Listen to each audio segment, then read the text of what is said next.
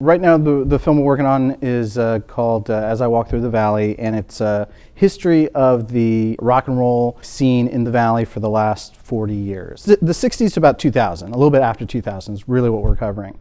And so we're just looking at everything that's not norteño, conjunto, regional music that has been covered. We're trying to cover everything that hasn't been. My name's Charlie Vela. I'm a record producer here in the Valley. I've been making music here for about 15 years. And my experience with the local music scene started in the late 90s. There was a pretty vibrant, self-organizing pop punk scene here in the Valley. It was crossed over with some metal scenes and some other things, but there was a group of kids going around organizing their own shows and kind of making this thing that was theirs, and we got into that when we were in high school. First of all, we were interested in really telling a story of this thing that we'd grown up in, this time that we knew intimately, and we were victim to the same kind of idea that a lot of people over the history of the scene have had, that we were the first, that we had made something out of literally nothing.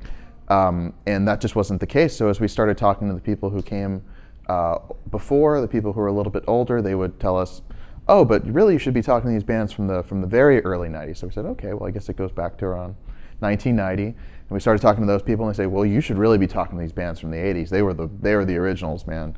And it just kept going like that until we found ourselves connecting this early 60s scene with the scene that we had known, and realizing that by leapfrogging artists and bands and time, I mean, there are connections between the two that we just didn't even realize.